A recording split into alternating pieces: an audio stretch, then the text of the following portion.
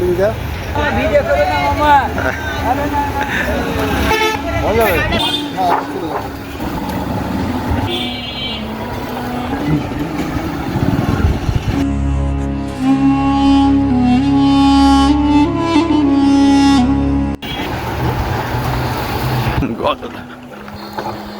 ইতিমধ্যে দেখেছেন যে বাজারের অংশ আর 1 নম্বর হৈবেদপুর ইউনিয়নের রাস্তার যে পরিস্থিতি, সবার ক্ষুধা, যেই টাকা অর্থ সম্পত্তি আসবে মানুষ খেয়ে ফেলাচ্ছে। হ্যাঁ, আপনিও কষ্ট পাবেন, আমিও কষ্ট পাবো।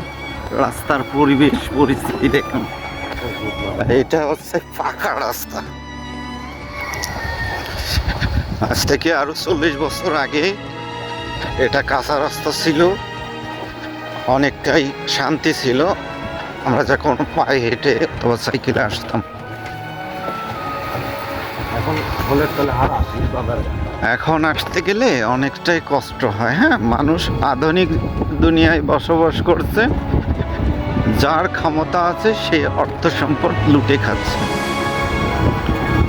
সেও রাস্তায় আর চললে ক্ষতিগ্রস্ত অথবা কষ্ট পাচ্ছে, আপনিও পাচ্ছেন। এই সড়কটা হচ্ছে বাড়িনগর 7 মাইল বাজার থেকে আপনি সাবাসপুর, এনায়েতপুর, নিশ্চিন্দেপুর, সাজিয়ালি, আমবারতলা যেতে পারবেন। কিন্তু এই রাস্তাটা আসলে এতটাই খারাপ, আপনারা ইতিমধ্যে দেখছেন। এটা একটা আল্লাহর ঘর মসজিদ।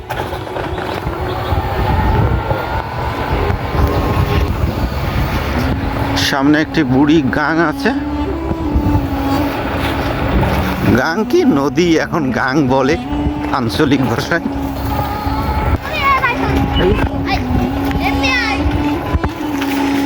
দেখতে পাচ্ছেন পাকা রাস্তা এটা। হ্যাঁ, এটা একটা ছোট একটা ব্রিজ বলে। আশপাশে অনেক ফসলের জমি আছে। রাস্তা ভেঙে গেছে, দুঃখজনক কথা। হ্যাঁ, রাস্তা ভেঙে গেছে।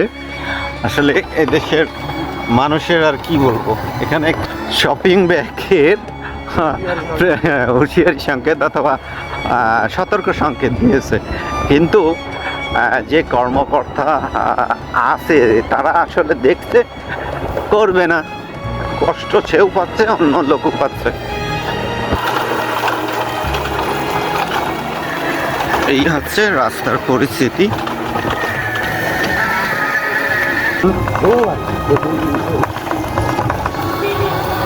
এখান থেকে কিছু রাস্তাটা একটু ভালো আছে। এটা আরেকটি আল্লাহর ঘর।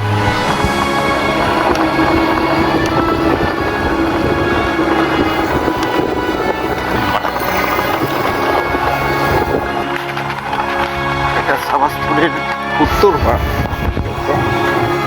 আমি ইতিমধ্যে দেখাচ্ছি আপনাদেরকে, এটা সাবাসপুরের স্কুল মাঠ অথবা স্কুল দেখছেন। তাহলে ভিডিওর শেষ মুহূর্তে চলে আসলাম। আসলে মানসিক দিক থেকে আমি অনেকটাই কষ্টর ভিতরে আছি। তা যাই হোক, সে কথা নাই বললাম। আপনারা সবাই ভালো থাকবেন, সুস্থ থাকবেন। এই দাঁড়াও,